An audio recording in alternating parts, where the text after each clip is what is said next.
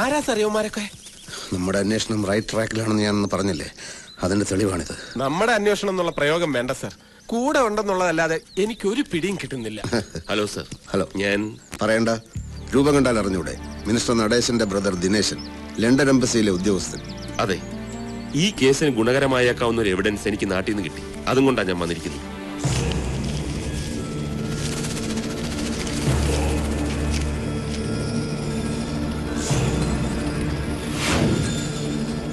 തക്ക സമയത്താണ് മിസ്റ്റർ ദിനേശനെ ഞാൻ കണ്ടത് സാർ. എന്താ സാർ? ഈ അന്വേഷണത്തിന്റെ റൂട്ടിൽ മിസ്റ്റർ ദിനേശൻ എനിക്ക് ആവശ്യമുണ്ട്. കമാ.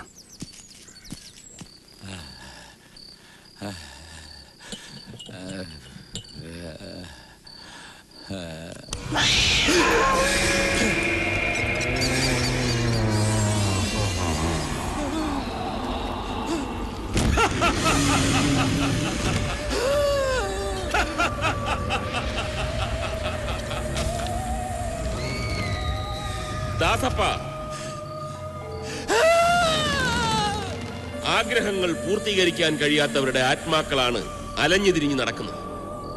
അലഞ്ഞു തളർന്ന എന്റെ ആത്മാവിന് ഇന്ന് ശാന്തി ലഭിക്കണമെങ്കിൽ എനിക്ക് നിന്റെ രക്തം വേണം. അതെന്ത് ന്യായമാ ദാസപ്പ? എന്തിനും ഏതിനും എന്നോടൊപ്പം നിന്നവനല്ലേ നീ? സ്വന്തം ആളായി നിന്നെ കൂടെ കൊണ്ട് നടന്നവനല്ലേ ഞാൻ? ആ എന്നോട് വേണ്ട, നീ ഇനി ജീവിച്ചിരിക്കണ്ട, നമുക്കൊന്നിച്ചു പോകാം. എന്നെ ഒന്നും ചെയ്യരുത്.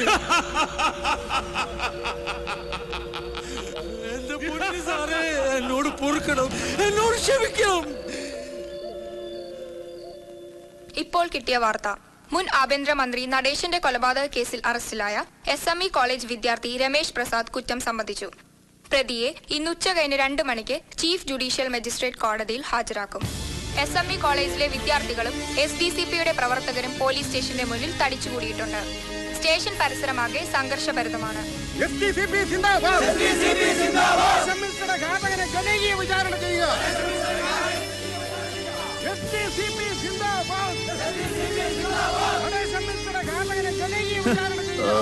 അവളുമാരുടെ ഒരു ചാട ഇപ്പൊ എല്ലാം തീർന്നല്ലോ. വിട്ടു തരൂ, വിട്ടു തരൂ, അവനെ ഞങ്ങൾക്ക് വിട്ടു തരൂ, വിട്ടു തരൂ, വിട്ടു തരൂ, അവനെ ഞങ്ങൾക്ക് വിട്ടു തരൂ.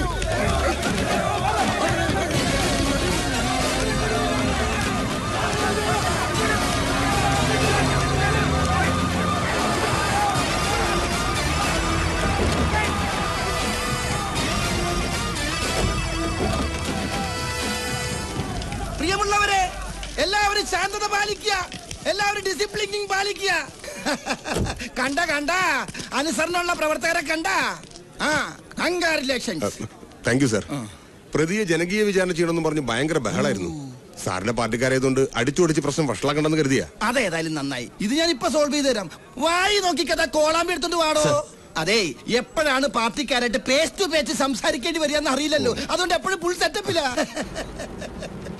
പ്രിയമുള്ള പാർട്ടി പ്രവർത്തകരെ, ഞാൻ മന്ത്രിയായി സത്യപ്രതിജ്ഞ ചെയ്ത് കസേരയിൽ ഇരുന്ന് എഴുന്നേൽക്കുന്നതിന് മുമ്പ് തന്നെ നമ്മുടെ പ്രിയങ്കരനായ ബഹുമാനപ്പെട്ട നടേശൻ സാറിന്റെ കൊലപാതകയെ കണ്ടുപിടിക്കാൻ കഴിഞ്ഞതിൽ എനിക്ക് അഭിമാനമുണ്ട്.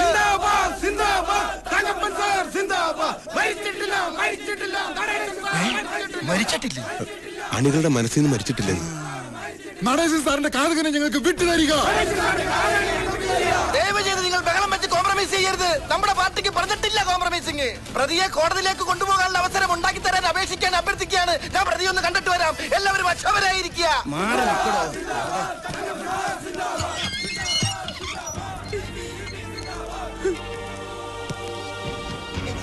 എത്ര വൈരാഗ്യം ഉണ്ടെങ്കിലും ഒരാളെ കൊല്ലുക എന്ന് പറഞ്ഞ നിനക്ക് എങ്ങനെ ഇതിന് മനസ്സ് വന്നടാ മോനെ?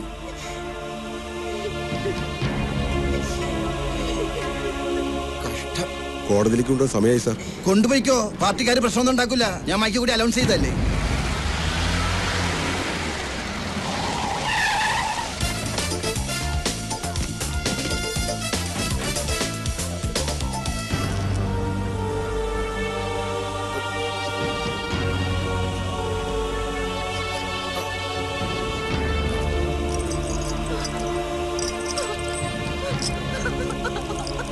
വിലങ്ങ് വെക്കാൻ വരട്ടെ. DGP വന്നതിന് ശേഷം കോടതിയിൽ കൊണ്ടുപോയാൽ മതി എന്നാണ് ഉത്തരവ്. സാർ എന്തോന്ന് ഈ പറയുന്നേ? ഇവിടുത്തെ പ്രശ്നങ്ങളൊന്നും സാധനം അറിഞ്ഞിട്ടാ. അമ്മയും മോനും കൈ കിട്ടിയ കടിച്ചു കയറാൻ നിൽക്കുക പാർട്ടിക്കാര്. ഒരു വിധത്തിൽ അവരെ പറഞ്ഞു നിർത്തിയിരിക്കുക തങ്കപ്പൻ സാറ്. ജനവികാരം നോക്കിയല്ല കുറ്റവാളിയെ തീരുമാനിക്കേണ്ടത്. അല്ല, ഈ കേസിൽ സാറിന് എന്താ കാര്യം? താനെന്തിനാ ബേജാറാവണത്? DGP വന്നോട്ടെ. സാർ അതിന്റെ ആവശ്യം എന്താ? കേസ് ഞാൻ തെളിയിച്ചു കഴിഞ്ഞു. പ്രതി കുറ്റവും സമ്മതിച്ചു. ഈ കൊലപാതകം ചെയ്തത് രമേശല്ല. അമ്മയെ രക്ഷപ്പെടുത്താൻ അവനങ്ങനെ പറഞ്ഞതാവാം.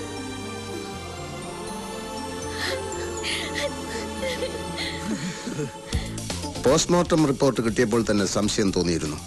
പെട്ടെന്നുള്ളൊരു വികാരാവേശത്തിൽ നടത്തിയ സ്റ്റാബ് ഇഞ്ചറി ആയിരുന്നില്ല മിനിസ്റ്ററുടെ ബോഡിയിൽ ഉണ്ടായിരുന്നത്. ഒരു ആസൂത്രിത കൊലപാതകത്തിന്റെ കരവിരുത് വളരെ പ്രകടമായിരുന്നു. A professional touch. DGP എത്തിക്കഴിഞ്ഞു സാർ.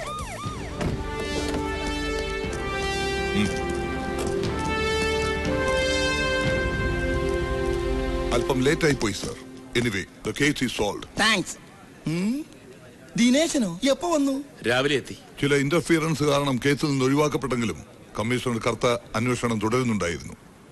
മിനിസ്റ്ററുടെ കുക്ക് അറുമുഖന്റെ മൊഴിയുടെ അടിസ്ഥാനത്തിൽ ഗസ്റ്റ് ഹൌസിനടുത്തുള്ള പെട്ടിക്കടയുടെ മുമ്പിൽ ഞാൻ വിശദമായ ഒരു പരിശോധന നടത്തി.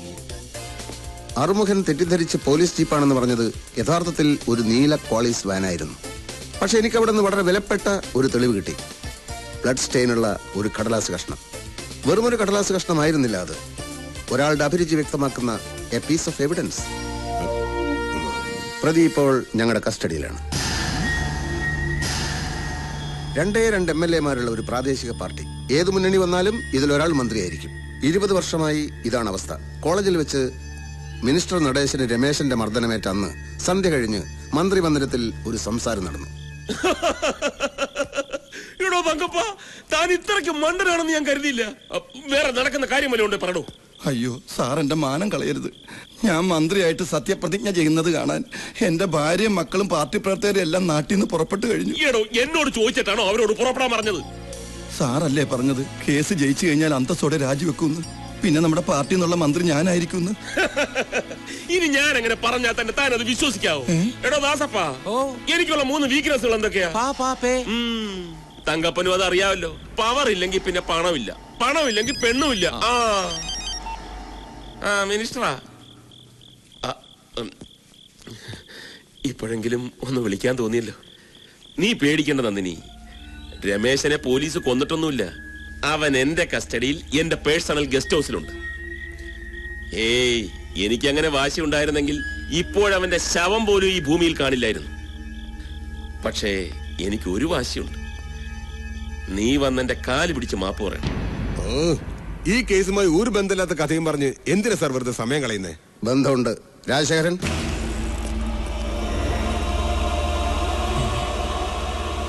എന്റെ ഈശ്വര, ദാസപ്പന, എനിക്കിത് വിശ്വസിക്കാൻ കഴിയുന്നില്ല. തങ്കപ്പ സാർ എന്നോട് പൊറുക്കണം. ദാസപ്പ, നിനക്കിത് എങ്ങനെ ചെയ്യാൻ തോന്നിയടാ? ഇയാളല്ല സാർ, പ്രതി വേറെയാണ്. പിന്നെ ആരാ? ഒരു രഹസ്യ യാത്രക്കെന്നും പറഞ്ഞ് ദാസപ്പനെ കൊണ്ട് പാപ്പച്ചന്റെ കോളീസ് വാൻ കടം വാങ്ങി പ്രതി ഗസ്റ്റ് ഹൗസിലെത്തി. പിന്നാമ്പുറത്തുള്ള ഗേറ്റിലൂടെ അകത്തേക്ക് കടന്നു.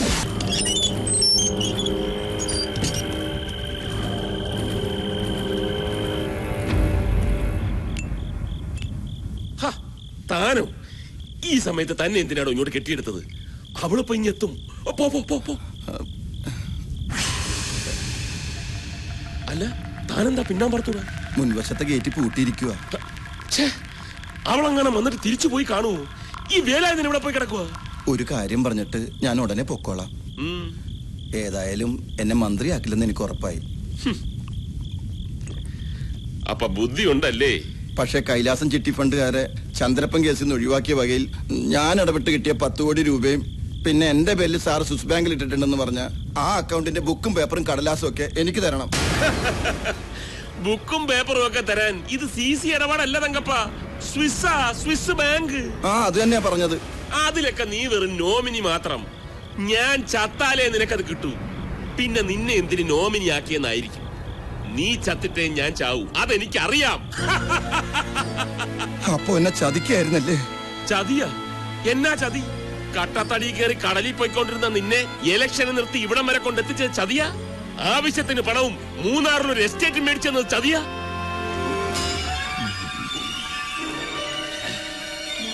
വെറുതെ സമയം കളയാതെ പോതങ്കപ്പ, ഒരുപാട് വർക്കുള്ളതാ. എന്റെ മൂട് കളയാതെ പോയേ. പോയി സ്ഥലം വിട് തങ്കപ്പ, സ്ഥലം വിട്.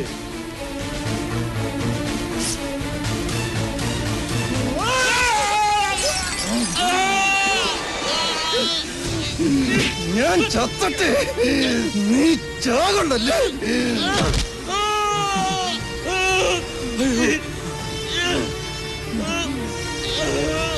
തങ്കപ്പ സാറേ,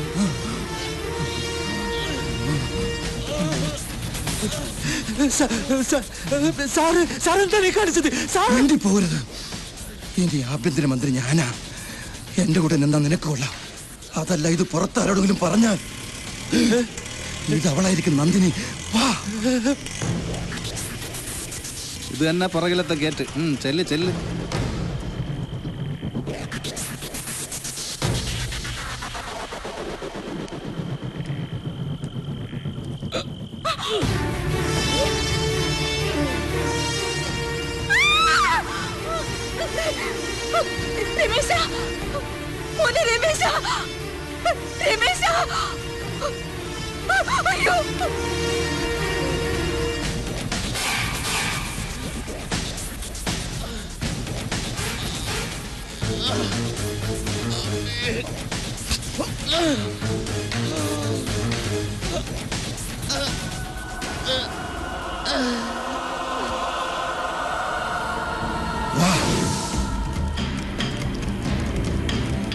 സാറേ നിക്ക്.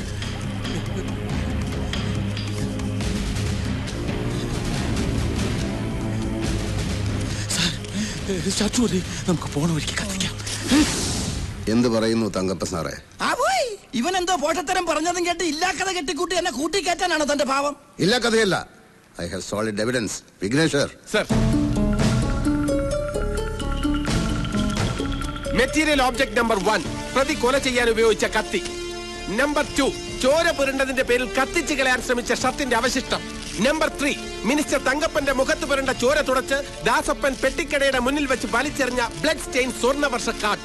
നമ്പർ 4, ദൃക്സാക്ഷിയുടെ വായ് മൂടാൻ പ്രത്യുപകാരമായി കൊടുത്ത സമ്മാനത്തിന്റെ ഡോക്യുമെന്റ്. മൂന്നാറിലുള്ള നിങ്ങളുടെ 50 ഏക്കർ എസ്റ്റേറ്റ് ചേട്ടൻ മരിച്ചതിന്റെ 3-ാം ദിവസം ദാസപ്പന് കൈമാറിയതിന്റെ രേഖ. നടേശൻ സാറിനെ കൊന്നിട്ടില്ലെന്ന് ഇനി പറയാമോ? ദാസപ്പനെ രക്ഷിക്കാൻ താങ്കൾ ഗുണ്ടകളെ അയച്ചപ്പോൾ എനിക്കെന്റെ മാർഗം കൂടുതൽ എളുപ്പമായി. എന്താണെങ്കിലും വട്ടവരെയും കുത്തി കൂലിത്തല്ലുമായി നടന്ന തന്നെ ഇത്രയും കൊണ്ട് എത്തിച്ചല്ലേടോ എന്റെ ചേട്ടൻ. കൊല്ലണമായിരുന്നു. എനിഹൗ, ഒരു നിരപരാധിയുടെ കഴുത്തിൽ കൊലക്കയർ വീഴാതെ നിങ്ങൾ രക്ഷിച്ചു. Congratulations Kartha. Thank you sir. ഇതുപോലെ സംസ്കാരവും മനുഷ്യത്വവും ഇല്ലാത്ത അധികാരമോഹികൾ രാഷ്ട്രീയത്തിൽ കയറി കൂടി നമ്മളെ ഭരിച്ച് നശിപ്പിക്കുകയാണ്. ഇവന്മാരാണ് ഈ നാടിന്റെ ശാപം. We have order from the Chief Minister. You are under arrest.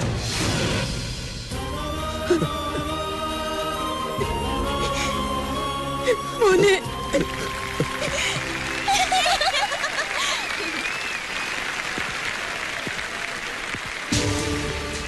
My dear students, വലിയൊരു കളങ്കത്തിൽ നിന്ന് കർത്താവിന്റെ കൃപ കൊണ്ട് കർത്താവ് സാർ നമ്മുടെ കോളേജിനെ രക്ഷിച്ചു. അങ്ങ് വലിയൊരു മനുഷ്യനാണ്. കാണുമ്പോ ചെറിയ മനുഷ്യനാണെങ്കിലും കാണുമ്പോഴും കാണാത്തപ്പോഴൊക്കെ ഞാനൊരു ചെറിയ മനുഷ്യൻ തന്നെയാ. ഞാൻ എന്റെ ഡ്യൂട്ടി മാത്രമേ ചെയ്തിട്ടുള്ളൂ ഫാദർ. എന്തായാലും രമേശ് കൊലക്കേസെന്ന് കരകയറി. പക്ഷെ മറ്റൊരു കേസിൽ നിന്ന് രമേശ് എങ്ങനെ തടിയൂരും എന്നാലോചിച്ചിട്ട് എനിക്കൊരു പിടിയും കിട്ടുന്നില്ല. A complicated triangular love affair കേസാണത്. IPC ഇതിനെപ്പറ്റി ഒന്നും പറഞ്ഞു കാണുന്നില്ല.